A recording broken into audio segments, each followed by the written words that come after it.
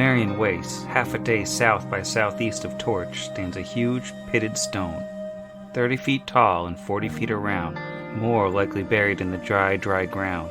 The stone is pocked with a myriad of cracks, chips, and holes of varying depths, wounds thousands of years old from when the fire and metal rained down from the sky that have smoothed some over time. Along the base of this monolith, one of the smaller, tan stones ripples slightly as the wind kicks up. We zoom in, and upon closer inspection, it reveals stakes in the ground. This stone isn't a stone at all, but a carefully disguised tarp that blends nearly perfectly into the stone behind it. There's a single piece of paper rolled up and pinned to the tarp on the backhand side, a message left for someone. But the wind kicks up again. The note shifts, the paper rips slightly, and then rolls free. One more gust, and the message is carried away, off into the Numerian Waste. This is Pod Against the Machine.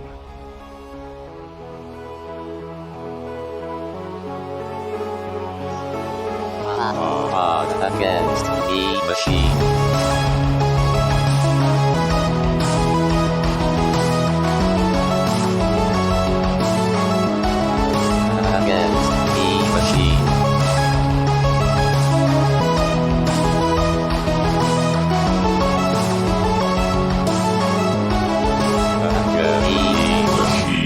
Welcome back to Pod Against the Machine, the only actual play podcast where the horses are blobs and the dragons are the victims. I'm your host, Sam, and here's everybody. Hello. That dragon was no victim. Hello. It was experimented on by a probably super evil guy. We still don't know that dragon wasn't looking for some cool body mods. It's a rebel You would think dragon. it was Gartone or his ilk, but it really could have just been... There could be a whole... Claire's at the mall. There's a whole underground, like, dragonkin, like, I don't know. Well, they just go to Cybernetics Pagoda in the mall. It doesn't even have its own store. It's in the middle of the hallway. And in the piercing pagoda font, I'm very down for it. Next to the cell phone cases. Babbage is Reborn is a mod place. That was actually the dragon's name was Babbage's. That's where we have to go to get our chip installed. One of us is going to get a serious infection after it's done. Numeria Spencers. Oh yeah, you might get lock ear. It's like lockjaw, but worse. Anyway, good luck. You did make sure these implants were sterling silver, right? It has to be sterling silver. Got that nickel allergy from the dragon, actually. Well, when last we left the very capable four, they had a fight with a dragon that actually went pretty well. It almost killed Asher, but he was probably protected by some sort of divine power. And Vargas got huge, and Kira stabbed it with a sword, and Brixby shot a bunch of acid at it, and it went down eventually. And Asher shot it while it was right up in his face, biting his face. That's the important thing to remember. His face was in a dragon's mouth, and he was still shooting it. But after that, they lopped off its stinger, brought it back to the Black Horses, who considered the blood debt paid for the time being, at least paid enough to allow you to continue on your journey. And that's where we find ourselves now, on the second day, as the day is starting to wane, and you're riding up through the plains. Do we know how far are we from what was the name of that outpost, y'all? That would be Aldrinard's Grave, and that's, once you're there, you're basically at Scrapwall. It's right across the water, so it's still a little more than 2 days away. Okay, cool. So we're going to want to set up camp then. Plenty of time to find flowers for Algernard. Yes. Solid. I was trying to figure out how to make that joke, and I couldn't think of something. Glad someone did. Well done. So, Sam, what's the landscape like? Is it open, barren? Does it look like there'd be an advantageous place for us to make? I guess, is that more of a survival check thing, I guess? I don't know. Caves? I mean, it's pretty wide open here. You've got road basically coming off of the bridge you used, and there's road running up towards the river. But it's all plains here. The lands are kind of bad, so there's tall grass in places and some like bushes and things, but it's pretty wide open. And there's some rocky outcroppings, so there's a little bit of shelter, but not a ton. All right. Well, Brix will turn to the party, seeing the daylight fading, and say, "We might want to think about setting up camp and probably watches tonight." We don't know who else could be traveling down this road.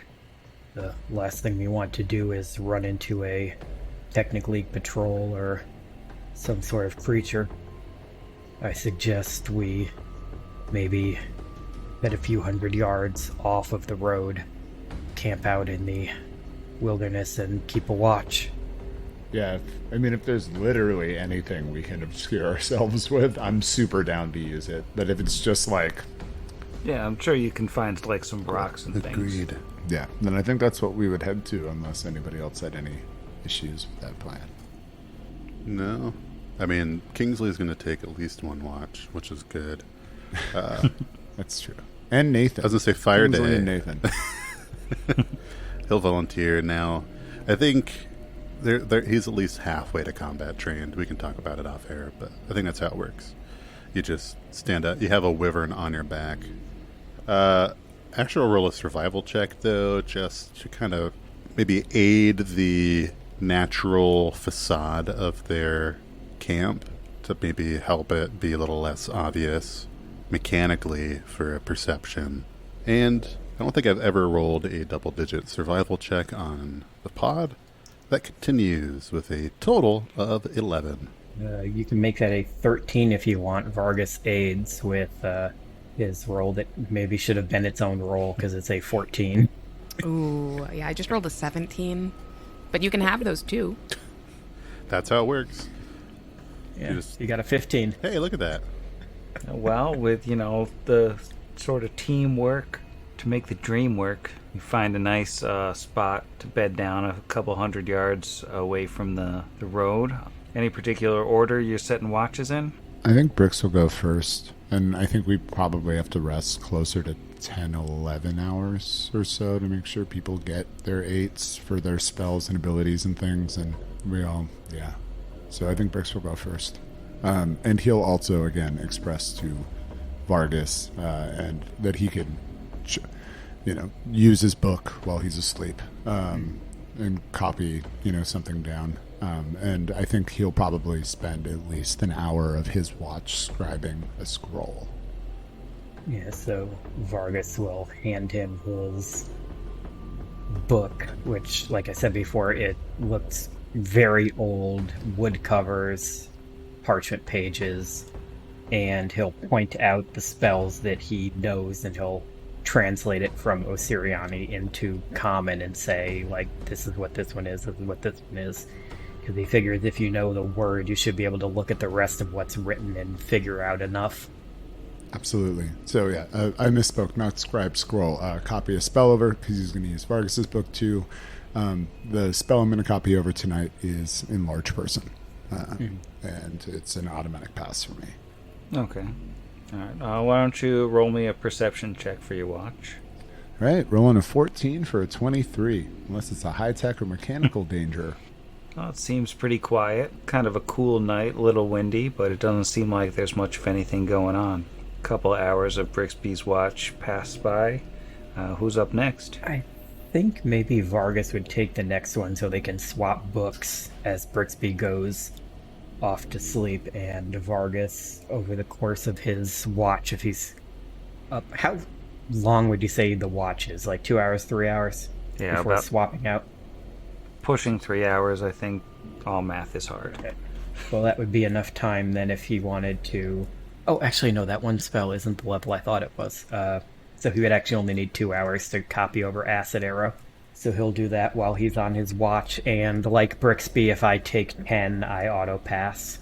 So should he roll his perception? Yeah, if you want to roll me a perception. That is a 14. Okay. With a 14, and once again, things seem pretty quiet. At one point, this weird, it almost looks like a hedge, like a tangle of vines, floats through the air, and it just floats on by like a flying thing that looks like a weird flying plant jellyfish. But I think he just kind of looks at it and shrugs and goes back to scribing the book. Okay, it's Numeria. There's things like that here. all right, and who's up next?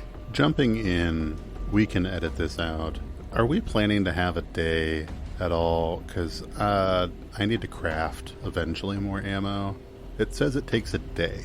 Now, I'm fine with taking a fatigued condition and Asher just crafting ammo this whole time, kind of overnight, if that works for you. Or if we need to actually stop and take a day. We were cash tight the last time I crafted ammo, so I didn't craft a ton, down to 18 regular bullets and 28 adamantine. I bought materials for crafting when I bought the wand and the bandolier. I just haven't had the mechanical time. And since we decided not to go the cart route, it's like, dope.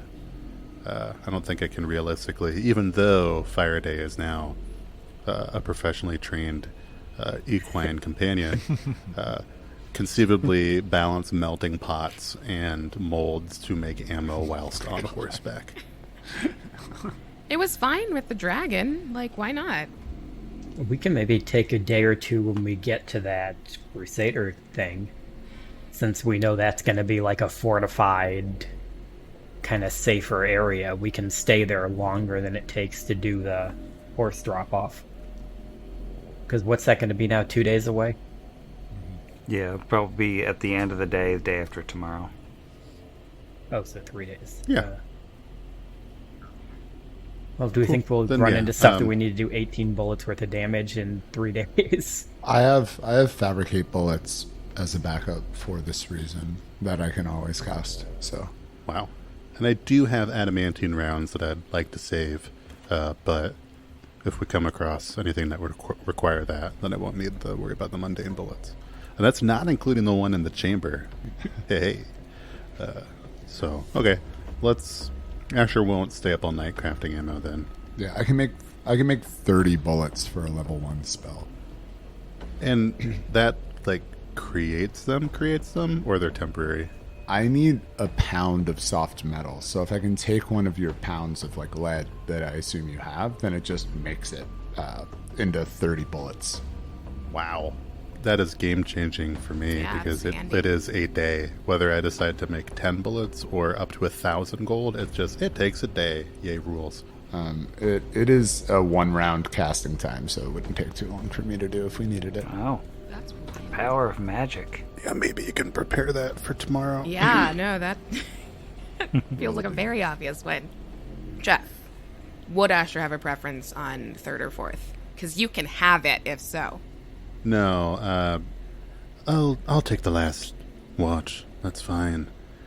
I do see, as you do, well in the dark. I don't mind. It'll be like waking up early, essentially. Yeah, I don't do that. I'll take the 3rd watch, and Kira will take the 3rd watch. And I will roll perception. 28 percept. Yeah, with a 28 perception, everything seems pretty quiet again. It doesn't look like anybody's coming after you or any horrible monster attacks just yet. Was I able to scout any locations for flowers? Unfortunately, these badlands are pretty bad for flower growing. So, Okay, but at 28 though. yeah. I mean, maybe you find like one kind of trampled, A shrub. like a rock crest with a little cluster of white flowers sticking out of it. But it's seen better days. That'll do. We'll intertwine those into the manes of all of the horses. Alright, and Asher. Yeah, coming up on that 4th shift, waking up a little bit early, doing his morning prep while doing the watch, because that just sounds efficient. Ooh, solid perception for a total of a 6. 6 on the dice for a 6. Well, with a 6, the entire technically descends upon you. It's a CR35 encounter. Roll for initiative. Come at me, bro. If we all don't roll, he'll have no choice but to continue anyway. No, it's quiet, as the sun rises over the eastern horizon, and the weird birds that sparsely populate the Numerian plains make their weird bird noises. It seems like you passed the night safely. Dope.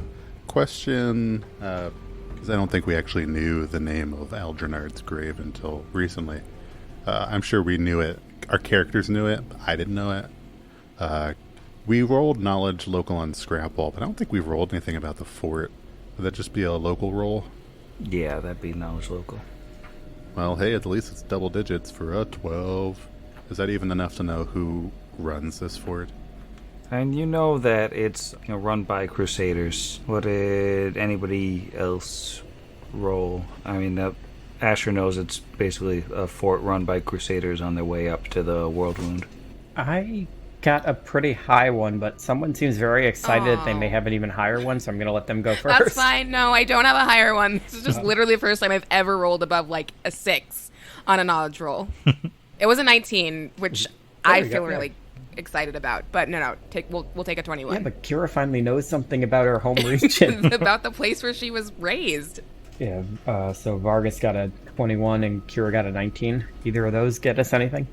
Yeah, I mean, with those, you generally know that along the Selen River leading up to Mendev, there are a series of small fortresses just like along the river that are crewed by just like small groups of crusaders or soldiers. And they're there basically to serve as resting places for travelers and resupply spots for people going on missions further north. Algernard's grave is just another one of these that's been there forever, probably crewed by a skeleton crew, and just sits there and welcomes travelers when they need it. I'm imagining a 19 knowledge local for Kira looks like her sitting bolt upright from like sleep and reciting everything Sam just said and then just going back to sleep. And we'll have no memory of that come morning. But look, hey, let us mark this day on which Kira knew something. Good for her. Episode 40, folks. Yeah. We're knowledgeable. Yes. That's big. Worldly That's and it. wise. It's the title. So we get back on our horses and mosey on towards the scrap wall, or Algernon's grave. All right. And for the morning's ride, everything seems quiet. You're heading along the trail, making good progress. The horses are certainly beat walking. And maybe you stop for lunch somewhere along the way, pound a couple goo tubes that you've been keeping, as close to the horse's skin as possible to keep them nice and warm. Around the middle of the day, clouds start rolling in, and it starts to, smell like ozone it looks like there's going to be a storm. And, if you keep riding further along, you ride right into it. And you notice as this rain hits you, it hurts. This rain it's almost corrosive as it comes down. So Almost corrosive? almost Acid corrosive. Yeah, it is corrosive rain. So I think Kira and Vargas and Brixby would all be familiar with this. This is probably a new one for Asher, but the rain coming from the sky is acidic to the point where it can hurt you. There's not a whole lot of shelter out here. So what are you going to do? Hide under the horses? Hold our breath, jump into the bag of holding, affix to Nathan's saddle. And put our faith in Ride, him. Nathan. Nathan, take the wheel. Take it from my hands. And open this bag every 9.5 minutes, please. Because I We can't need, breathe like, in here 4 on my own. pieces of like hollowed out bamboo that are just sticking out of the bag with us breathing. Just straws that Yeah. bring the acid rain straight down. We're all snorkeling. I mean, Well, we've discussed canonically that Nathan is an ooze. So he might have some acid resistance, maybe, and he's huge. for us to Yeah. kind of cover ourselves in his apparently limitless size. So that's what we would do.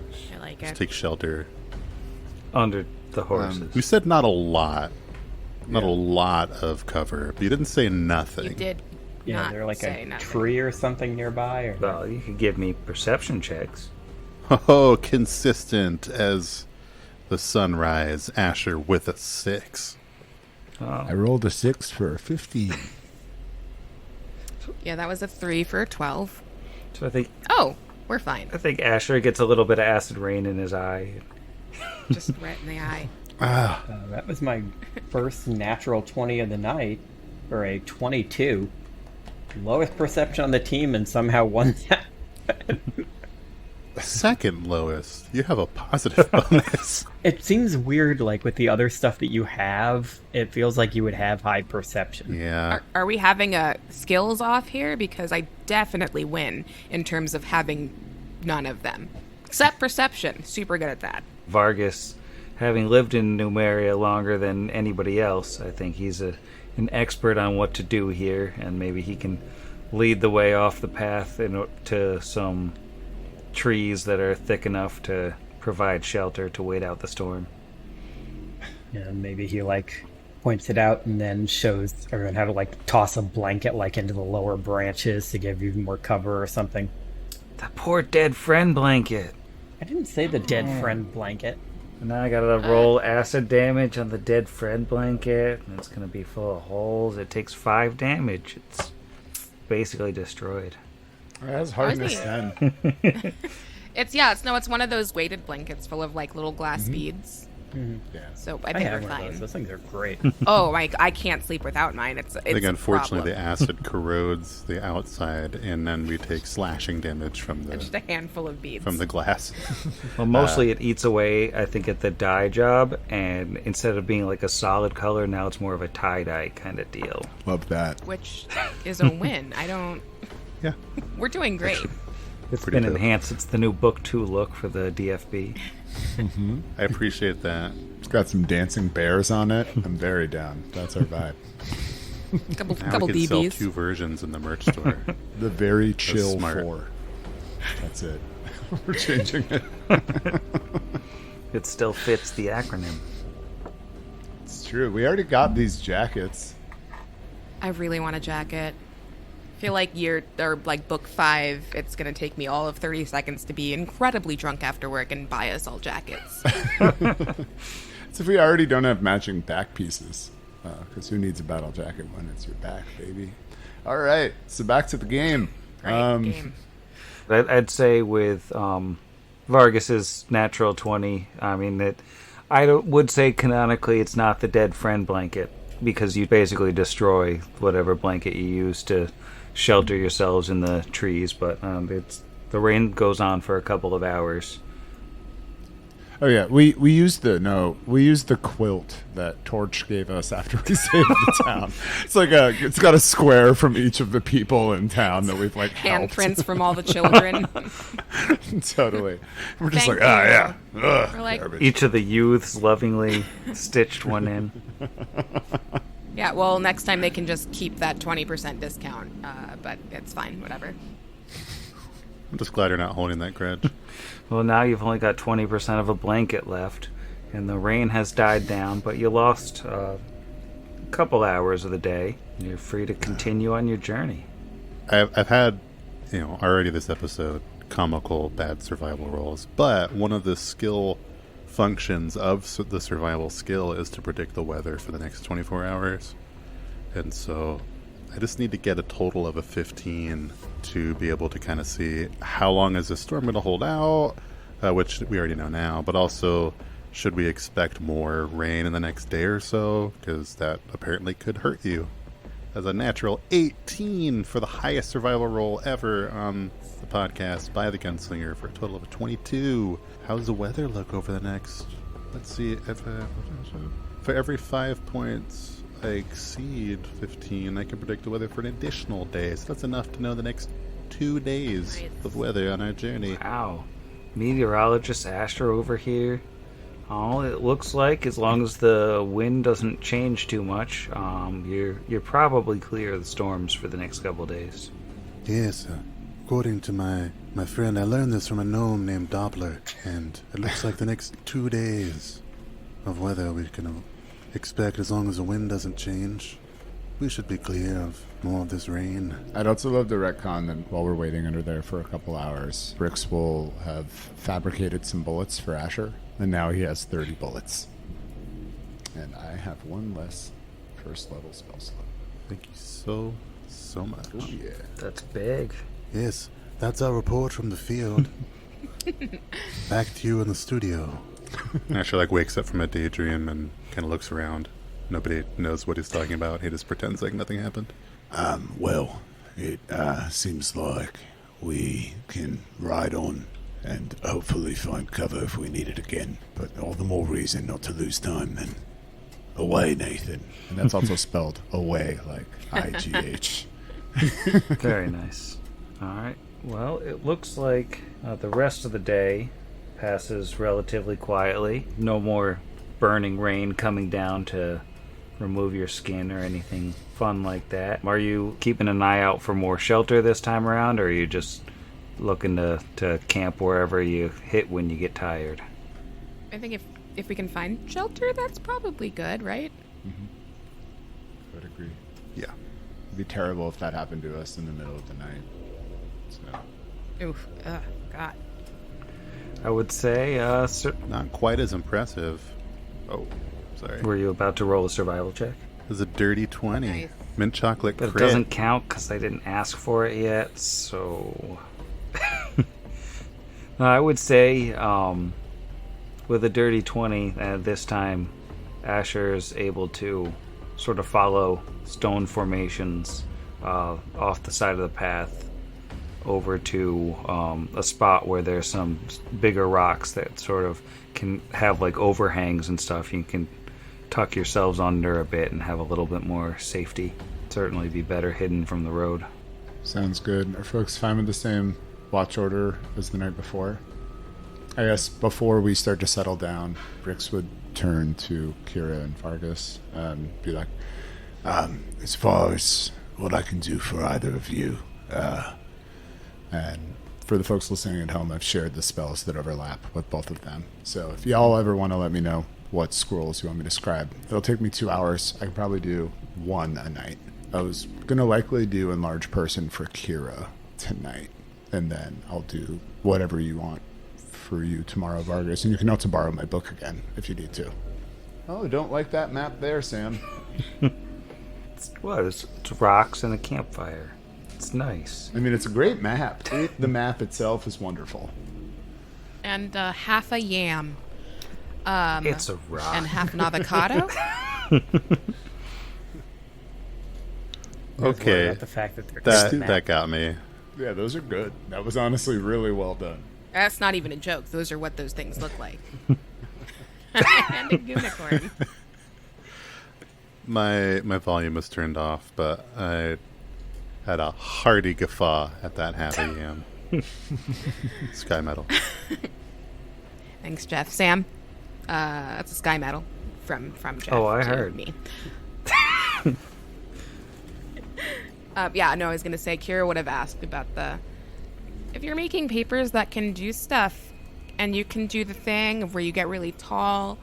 It's just that canonically I'm taller than Vargas because I have this sticker, and so I could do that, but more, and that could be fun.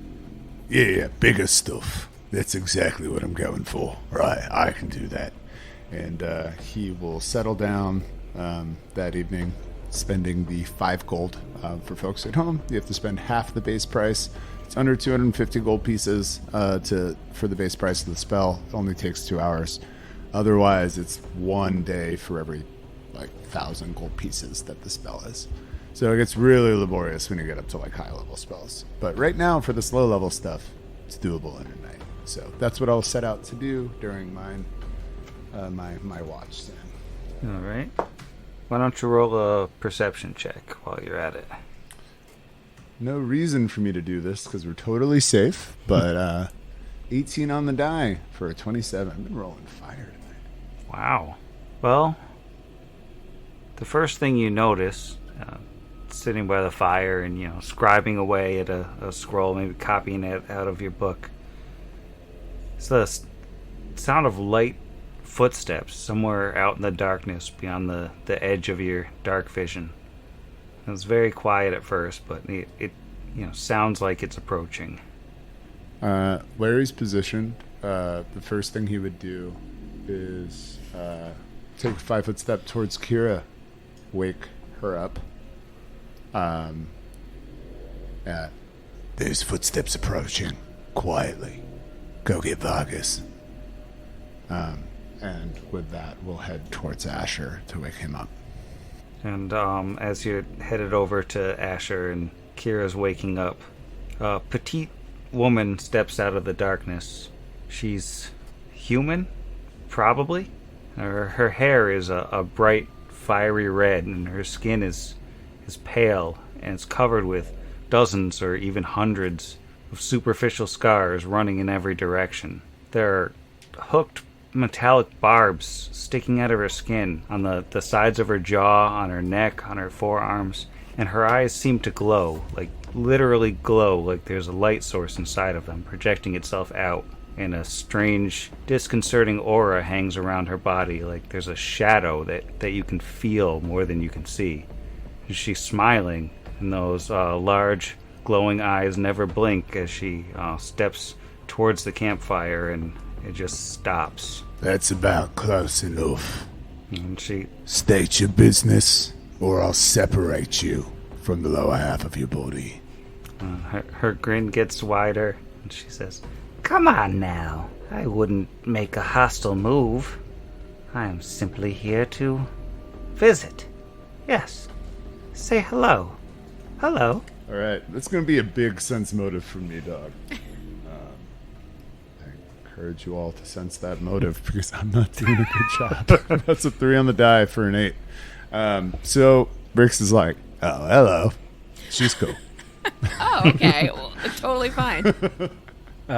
Vargas, does Vargas recognize her or no? Oh, yeah, Vargas knows her immediately. Okay, that's what I thought when you said scars, and I was not expecting this.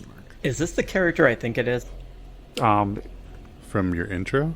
That's kind of who I'm thinking it is. It might just be. Okay, if that's who it is, like, he's not going to do a sense motive. He's going to get up and attack her. Oh, okay. And she's just Like, standing he is there smiling. straight up rolling an ish, going to run at this person. In fact, I think he would cast Bladed Dash. Oh, right. Yes. Right through that fire. Through the fire, taking whatever damage that would be to go through it. All right. Yeah, I would say make a reflex save to go through the fire to have the damage. Gonna cut it. That is a 6 plus 4. That is a 10. Okay, so that's 5 fire damage running through the fire, and then roll your attack. 'Cause she just stands there. I really like the idea that Kira's like, "Hey, Vargas, there's a..." 12 Oh, on okay. the die. That is an 18 to hit. 18 seems to hit. We'll roll damage. 8 points of magical adamantine damage. And she seems to just shatter and crumble into dust, and she's gone. And I'm gonna need everyone to roll for initiative. Does everyone immediately start hearing the Under the Hill battle theme now in this sort of combat? Yeah. It's like I hear that as I get on the train in the mornings. All right, so what did Brixby get? 4 on the die for a 7, Sam. Very nice. And how about Vargas? Vargas got a 4 on the die also, but for only a 6 for him. That's fun. How about Kira? It's an 18 on the die for a 23. Wow. And Asher? Asher, not the tallest nor the fastest, gets an 11 on the dice for a 15. So once again, Kira is the fastest. You just saw Vargas wake up and absolutely shatter a weird red-haired woman who was just here to say hello. And it seems like something is off, like there's still someone here. What do you do? I mean, first she would say to Vargas, "Are you okay? What happened?" And then sensing something off, Is that going to feel like a perception, or I have a knowledge arcana? Yeah, I would say a perception would be the way to go here. Yeah, 23. With a 23, nothing. That's not great. Okay. Yeah, so I think she'll move closer to Vargas and just everyone, but more like trying to like, hey, it's okay, this is fine. I mean, something is weird, but please calm down, sort of thing. And I'm going to figure out how to move because I remember how to do that, and I'm just going to stand here. Oh, I hope I don't regret that. All right, go ahead. End of turn. All right. And after Kira's turn, all of a sudden, I guess I'll roll before I say anything happening. How does 24 hit Vargas's flat-footed AC? Surprisingly, yes. Well, appearing directly in front of Vargas is Garmin Ulrith, but he does not look right. He is pale to the point of being almost black and white, and looks like his mouth has been sewn shut. And that rapier that he just stabbed Vargas with, that's embedded in his arm, like sticking directly out of his right arm. And that stab that he just hit Vargas with, that's going to do a lot of damage. Oh no, no. Oh, yay. That's 16 damage and 1 bleed. So Vargas is Can I currently... take that on my turn or his? You take that on your turn. And, he's done. He has appeared from invisibility and stabbed Vargas, and it is Asher's turn. Would you say that during that exchange of waking up Vargas, that Asher would have been woken up, or is he still prone on the ground? Well, I went to wake you up when Kira went to wake up Vargas. Yeah, so you had as much time to get up as Vargas did. Okay. Nice. Then, being as though Asher is vertical and armed, he will take a 5-foot step to the northwest and take a shot off on this old weird, super bizarre Garmin with orange creamsicle. Feeling juicy. Not as juicy, but still a 17 against touch. A 17 will hit touch. Because he hit with a ranged attack now, his ally is within 10 feet, which at this point is not Vargas, will get the benefits of his precise shot. Ugh. Only minimum damage forever. That is 2 points of bludgeoning and piercing damage. Does that seem effective against this monstrosity? Yeah, it does seem to go through. Could, before his turn ends, could he roll a knowledge local? See if he knows anything about what's going on, or would that be engineering? What's up? It'd be a knowledge planes. Okay. Put the dice down, and since I've only taken a 5-foot step, I still have a move equivalent action and will reload, chambering a newly fabricated round of ammunition, ending my turn. All right, and that takes us to Brixby. All right. And watching Asher chamber a Brixby bullet. Damn. I was literally typing that in the chat. Damn it, Zach. I'm going to take a 5-foot step to the north. I'm just always thinking about my IP, you know. Taking the advantage of precise shot, he is going to level his hand and shoot out a scorching ray of fire towards Garmin. He does not have knowledge planes, so he can't roll knowledge, but he can roll to hit his touch AC. That's a nat 1. That's not going to do it. So, and yeah, that's it. 5-foot step and a that, and yeah, I don't really have any other move actions. But I'm good. I'm good right here. All right, that brings us to Vargas, the shatterer of mysterious night visitors. Illusions. He is going to be confused for a second, but then he is going to immediately attempt to spell strike, spell combat Garmin. So first, have to roll my concentration check. Actually, the very first thing he's going to do is swift action, spend an arcane pool point to enhance his arm. Then I'm going to roll concentration. So it is a level 1 spell I'm trying to cast, so I got a good DC 16. Or no, DC 17 plus 11. So it's a 12, so that's a 23, so he's able to cast. So he's going to cast Shocking Grasp. Is Garmin wearing metal armor? He is wearing studded leather. Does that count as metal?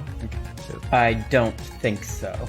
So that is going to almost certainly be a miss, because that is only going to be an 8 against regular AC. Yeah, that's a miss. Okay. So then he will take his normal attack. This will be at a just flat, no surpluses or minuses, because it's a -2 from the spell attack, or I mean the spell combat, and it's a +2 from getting his arm fancy.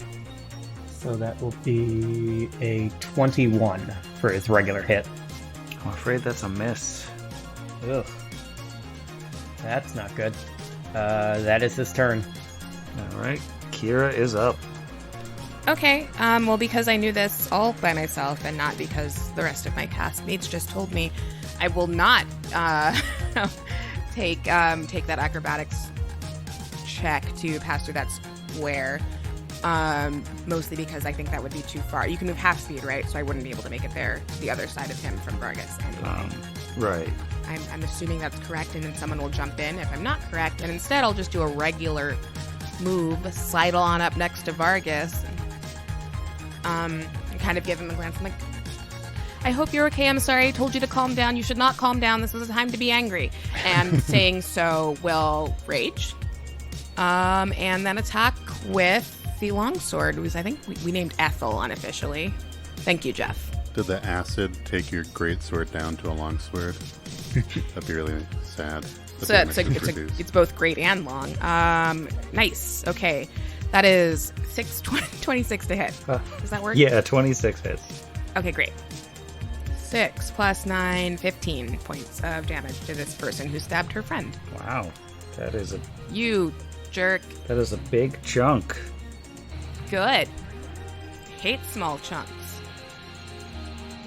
So on his turn, he's been basically horribly slashed with this great sword right across the front. But it almost seems to start to knit itself together as he's standing there. And he takes a step back and he starts chanting like some sort of profane... it almost sounds like he's preaching, but it's like impossible to understand him through his sewn together lips. And as he's just like and giving some sort of horrifying magical sermon, I am going to need everyone to make a will save. All right. Is this spell or spell-like ability? I believe it's a supernatural ability. Natural 19 for a 25. Me too. Oh, not for a 25 though. Okay. Oh, wait. Yes for a 25. Natural 19 for a 25. What? Oh, I forgot I'm still raging. We'll save That's twins. Right. It does not forgive the potential title, Jeff. I saw that in the chat. I am nauseated. Izzy, me. I will be rolling at a -2 for the rest of the night. Nice. And how about Brixby? What did you get on the will save? Wheel and woe, I rolled a 20 on this one, giving me a 24. All right, and Vargas? Vargas, with the same bonus as Kira, got a 12 by rolling a natural 6. All right, so a couple things are going to happen, to borrow a phrase. Vargas is going to take 16 non-lethal. Everyone else is going to take 8 non-lethal. And Vargas is staggered. Vargas is unconscious. Oh no, honey. Now, non-lethal will not drop you below 0, correct? Right. It'll knock you Yeah, unconscious. so he's just at 0 unconscious. I'm sorry. You said 8, right? Yeah. He had 14 hit points left. All right, and that is the end of Garmin's turn. Quick request, and we can cut this out if the answer is a hard pass. Actually, really any of you probably can do that thing of where we explain for new listeners and people new to Pathfinder, not myself, what non-lethal damage does. And then the more you know star comes up. When non-lethal damage, which is tracked separately from lethal damage, reaches your threshold of 0, your character is knocked out, but you don't immediately start dying. It, I think with magical healing, basically, like, every point of healing heals 1 point of lethal and 1 point of non-lethal. So you basically get double healing, And I for think. the people not Izzy who don't know, the threshold that you mentioned is your current HP total, not your max, if I remember correctly. Yes. No, absolutely. Yeah, since this was 2 over my current, it's basically whatever it would take to reduce you to 0. Cool. Yeah, so just for anyone who's new to Pathfinder, not me, that was our educational segment. And then if you would just imagine the non-trademarked version of the more you know star. Thank you. Fun fact about this specific ability that Garmin just used. Vargas would normally be unconscious. He is conscious, but helpless. So he's at 0 HP, and he basically is fallen down and can't do anything, but he is still conscious. That's a weird... Yeah, it's a weird one. And it is Vargas's turn. Great. Not Vargas's turn, Asher's turn. We're 40 episodes in. I know everyone's names. I was testing you. Does that to say is the turn order slowed down? Man, it's nighttime, right? Yeah. We're gonna go to bed, back to bed after this potentially. Yep. Sounds like the prime time to spend a swift action and smite evil. Does it seem like it's effective against this planar monstrosity? Probably. And would Asher know necessarily? It would matter if you want to do the damage calculation on your end. By all means, Alright, it's tell evil. you. I mean, look at it. It's evil. Sometimes you can just tell. I was hopeful, but yeah. So he does. He looks at this creature of nightmares, and leveling his pistol, says, "I don't know what happened to you, but I think putting you out of your misery is the only thing we could do at this point." And he will fire at his smote target. That is a... yeah, there we go. That is a 21 against touch. Yes, that'll hit. Thanks to the charisma bone. It's been a long time since I've smote. It's been a while. Well, usually everything's so nice. That's what I think of when I think of Numeria. All the travel brochures are like, it's nice Numeria. In that case, here's going to be a D8 plus 4, because I'm a paladin 3, for 9 points of damage, bypassing any DR if it would normally apply. Does that, like, add any sort of types of damage to it, or...? It does not. It just makes it bypassing. Okay. So it doesn't, like, make it, like, good damage or holy damage or anything? I don't think so. Not that has any, like, mechanical vulnerabilities or anything. But no, I don't think it changes. Okay. Good to know. And he looks like... I mean, that was a bullet straight to the chest, basically. He looks like he's ready to collapse, but not actually collapsing. And we are on Brixby. All right. Well, I guess since he's looking close to death, that's going to change my plan a little bit. And Brix is going to attempt to do the exact same thing, extend his hand out and send another scorching ray, taking advantage of Asher's shared precision. All right, and that is a 17. 17 hits. Touch, obviously. Do me a favor, roll spell resistance. Ooh, yeah, happy to. That is a 16 to overcome spell resistance. Meets beats. Ooh, buddy. Alrighty. So now, Scorchy Ray, it hits, and it does not do a lot of damage. It does 4 damage. And the weird zombie-ish Garmin Ulrith falls to the ground.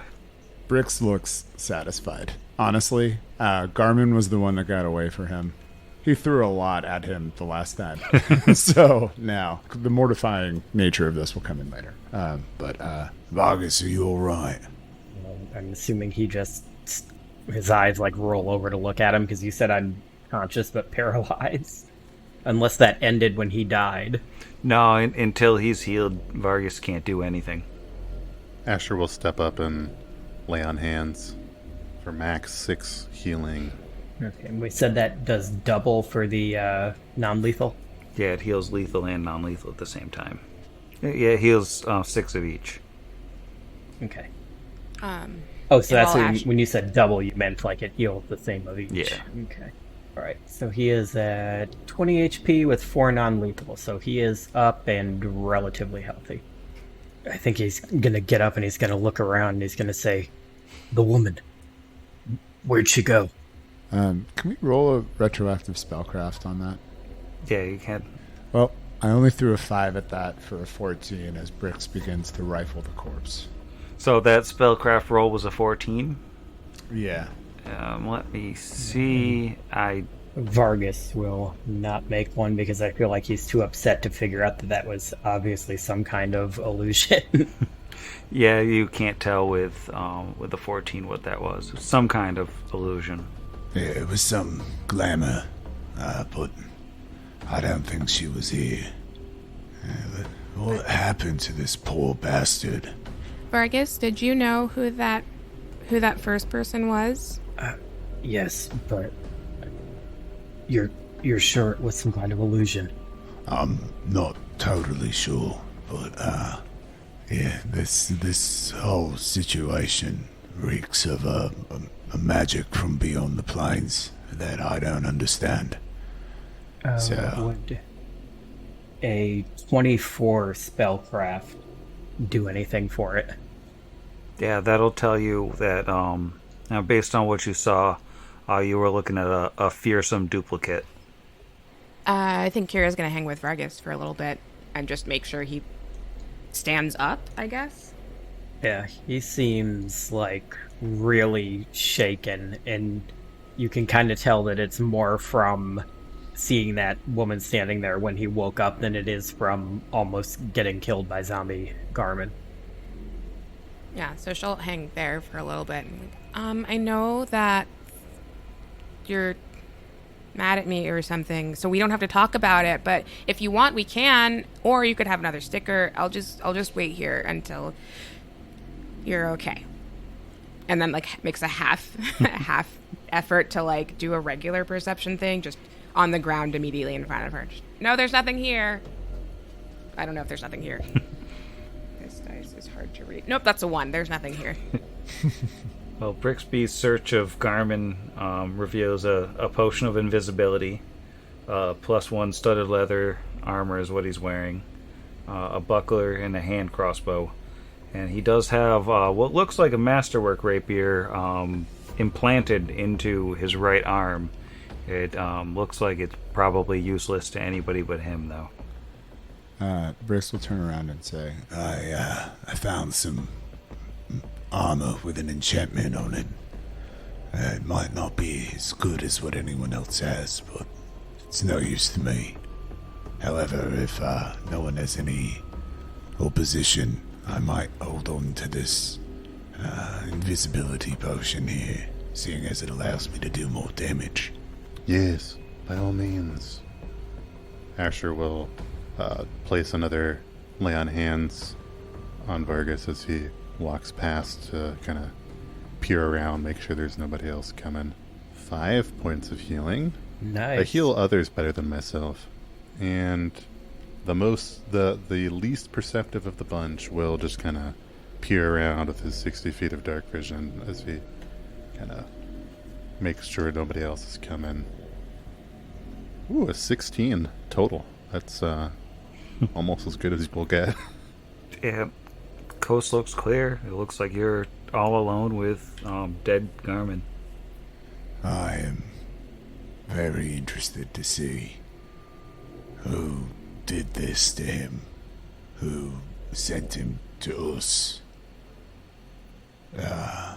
Our previous assessments had him separate from the business under the hill.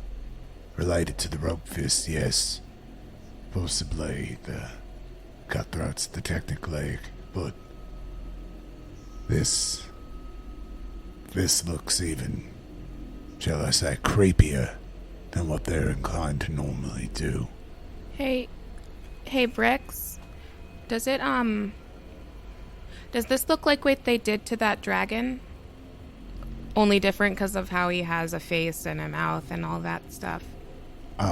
Again, I'm not quite sure because I lack knowledge on this, but it seems as if whatever mutations or changes we've seen here come from something not of this material plane, as opposed to, we're not quite sure where technology comes from, but it doesn't follow that logic at all.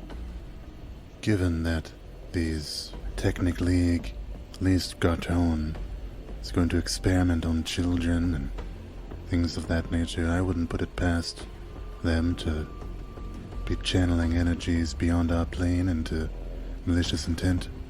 I was also super wrong. Garmin was working with Mayanda. Totally forgot about that. For the folks listening at home, you were right. If you were like, what? That's This wrong. guy. But thought I was that's remembering it one wrong of those for a patented second. pot against the machine quizzes. And You passed. you got a 100. You passed.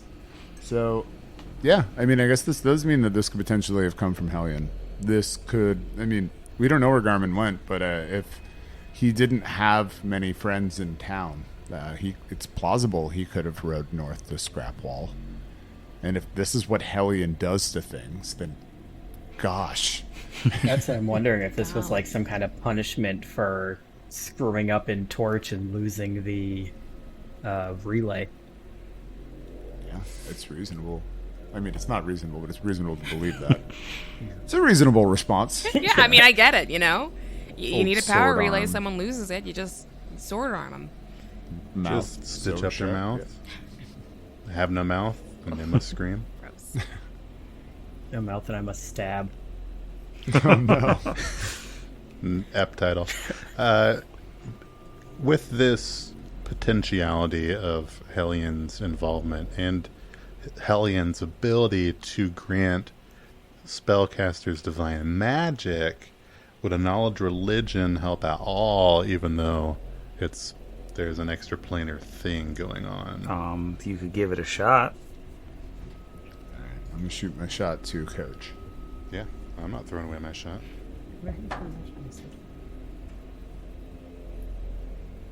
Total of 11.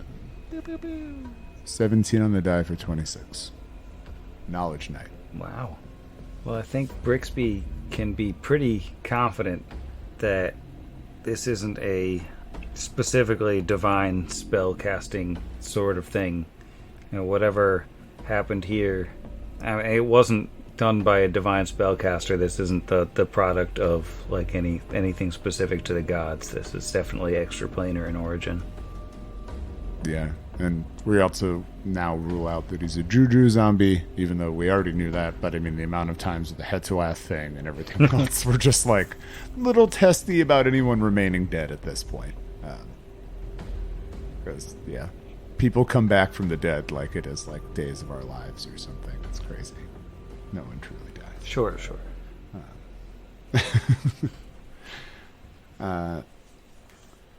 Well, do folks want to remain here I will say, the one thing that I'd like people to maybe consider as we do our watches tonight is, how did he find us?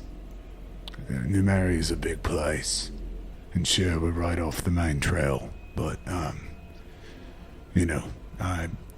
I don't know if anybody will know anything right now, but, something to mull over. Also, Kira, I made you this before the whole thing happened. It's the Get Big paper.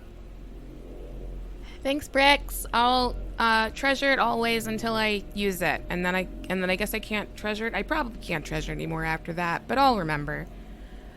I'll give you more to treasure in the future. Okay, thanks. Deal. And then Kira will turn back to Vargas and just kind of stare at him for a minute, and then say, "Do you want to stay here, Vargas?"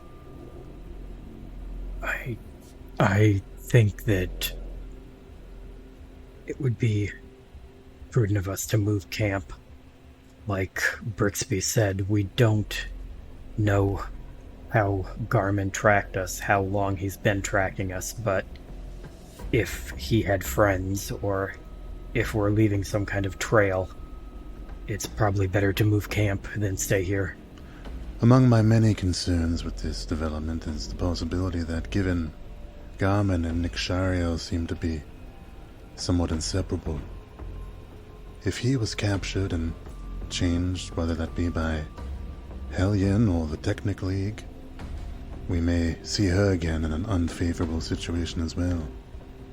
If we've been located by mundane or magical means, I don't know whether the moving camp will necessarily make a significant difference. It's possible we can rest here, and whoever was following us, if there are others, wouldn't be able to send another party out right away. We could rest and have our energies to move on before anyone else would come here. I would concede that, I think if there were alternate forces that could strike us tonight, there's no reason to spread them out. They would have snuck up on us when Garmin attacked us from the front. He's a tactical fighter, and I'm not quite sure how much Garmin is still left in this, or was. But Asher brings up a good point. We were either scryed upon, which is a form of divinatory magic that I am very unfamiliar with. Or perhaps we might possibly run afoul of one of the Black Horse tribe and shared some information, not considering our blood debt quashed. Could also be bad luck. He could be following us ever since we left, at some distance, waiting for the right night. But he trails off again, just kind of looking down at the gruesome, macabre, twisted. Yeah. This is some real Zon Cthulhu chitin pain stuff. This is just Zach saying this, like, but like, wow. And he had spell resistance. Just wacky. I want to do a heal check and just kind of get an idea, if we can, of how long ago this may have happened. I don't know how, or if we can get any sort of insight from that. With a 12, I'm sure not a whole lot. Yeah, with a 12, you can't really tell how long ago this would have been. But looking him over again, it looks like his wounds have been patching themselves up this whole time. And he's still laying there inert, but he's not bleeding anymore.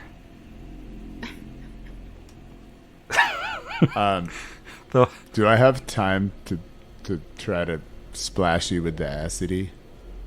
Because it's the easiest thing for him to do. It's right there. Yeah, I mean, he hasn't done anything. He's still just laying there. So Brix is going to see the wounds heal, since he has no other attack cantrips right now. I guess he has Disrupt Undead, but he doesn't think this guy's undead. He's just going to kind of casually turn in conversation and be like, "Oh, hold on a second. All right." Just do 3 acid damage to him. And it seems to burn him. And, yeah, he doesn't seem to react. It seems totally motionless, just laying there. I'm very worried about this. I don't want to be too gruesome, but if this thing is in one piece, it seems like it might stitch itself back together.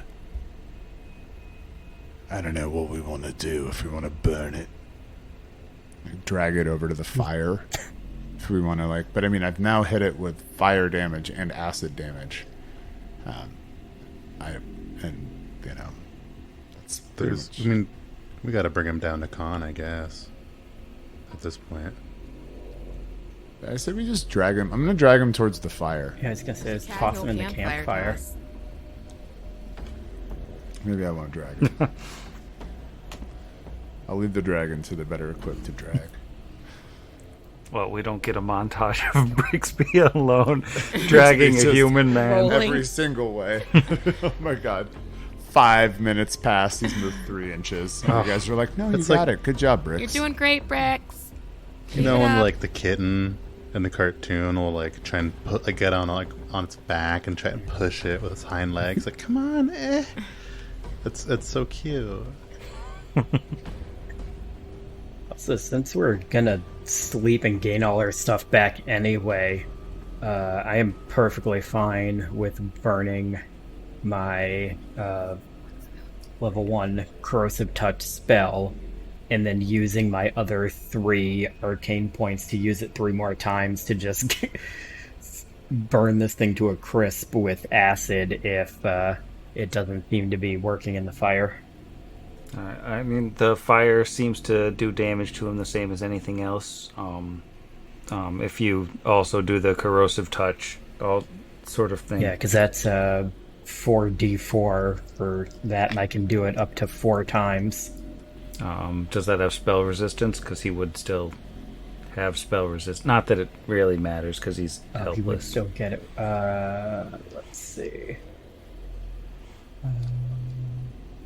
Versus SR plus 4, so I'm assuming that means it has spell resistance. Yes, Yeah. it has spell resistance. So I get a plus 4 on that, so you want me to roll it? Yeah, might as well see how many of those go through. So that is 23 for the first one, which... Does that beat a spell resistance? Yeah. 8, so the first one is 8 damage. So you look like he's still not at con. I think at this point you've done basically enough damage that he's a mangled nothingness of a corpse kind of thing. And if you just keep hacking away at him with the spells and leaving him in the fire and stuff, you have more than enough to take him below con and down to charred bits of flesh and skeleton. Yeah, I was gonna say, I don't want to leave anything that looks even remotely still like a person. We've seen Hetua come back. Yeah, no one desecrates a corpse like the old, very capable 4. And hopefully he'll have the same deal where if he's still laying out here, even if he starts regenerating when the sun comes up, hopefully that'll do it if we didn't. Yeah, I mean, it looks like he's still slowly growing back. Even laying in the fire, slowly reknitting himself. He has some kind of regeneration, and you're just not doing the right type of thing to cancel it out. Don't love that for us. Do we have any other weird cold iron, anything else that we can try against this? And it's only planes we could know about the creature type, so Yeah, That's there's a no bummer. way we can figure it out for another level unless we run into a knowledgeable individual. perhaps we take the time to bury him, as macabre as that is. That way, if we are not able to stop his regeneration, we could at least hinder him from following after us. I am not sure that's the best idea. it's clear he's some different type of creature than Hatuath was, since he was a divinely, right? Wouldn't be divinely raised. What would be the correct way to say, like somebody that you rolled religion checks on? I mean, he was undead. He was a product of he was divine intervention. Like, yeah. He's clearly not the same type of undead as Hatuath, but it could still be possible that the same types of damage will work on him, which means if we bury him, it would protect him from the sunlight in case that could possibly work on him as well. And we keep the fire going all night. The damage from the fire could at least hopefully offset the amount he's able to heal, and whoever's on watch, keep watching. Just imagining someone just takes watch and stabs him every 5 minutes. Hey, stop it. Nope. Kingsley. It's just Kingsley. It's just Poison.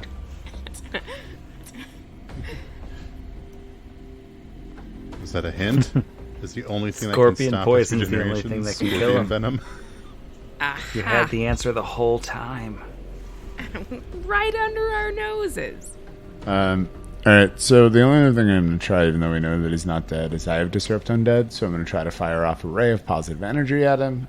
But my first attempt did not overcome his SR with a 13, I imagine. And in case anyone's wondering at home about what spell resistance is, it's a little bit like magical armor class. It just adds another layer into when you're casting an attack spell against something. Most spells that do damage and harm other creatures, there's exceptions, like the lowly acid splash, are subject to spell resistance. With that, you have to roll a caster level check, which is your effective caster level plus a d20 against their spell resistance. If you overcome, you hit them. If not, you fail and the spell is gone. Yep, it's cool. Yeah, the Disrupt Undead that when it eventually goes through, because that's just a cantrip, you can keep firing him. It doesn't do anything to him. He's not undead. Mm-hmm. All right. Yeah, I didn't think so, but just the chance of positive energy doing something to his body did not help. Vargas will also burn his last 3 arcane points to recast Corrosive Touch 3 more times, only one of which beats spell resistance and does 12 more points of acid damage, just to try to burn more of them away, keep him down longer. I think we're just going to keep burning it then, and maybe try to take the arm. All right, so we're going back to setting watches and periodically re-dismembering the dismembered corpse of Garmin Ulrith. Yes. Jeff is very into that idea, listeners. Just normal things. Just normal Oh. VC IV. Don't love it. Someone even say thanks, I hate it. All right, I'm not going to make you roll perception checks over the night, because I think after this encounter, everything else is going to leave you alone, you know, with the smell of burning human flesh in the air and all that good stuff. So while the very capable 4 go to bed in their various shifts and the body of Garmin Ulrith continuously regenerates, I'm going to bed. Oh, good night, Sam. Night, Sam. Good night, Sam. Night, Sam. Important question before I stop recording.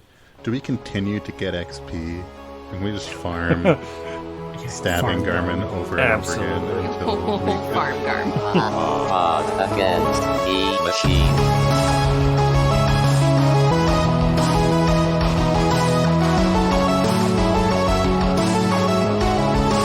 Against the machine.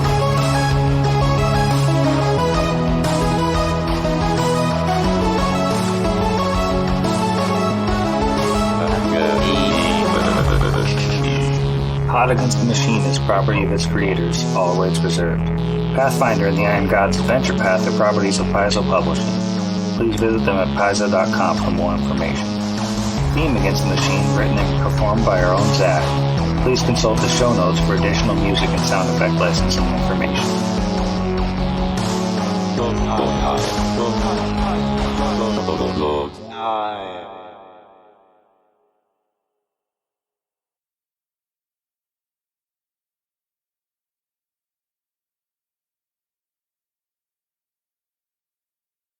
Meat honey. Meat honey. Now it's Now on I'm there. recording. Oh, Chobani Dannon just rolls off the tongue like a good sound check. Chobani Dannon. Chobani Dannon. Chobani Dannon.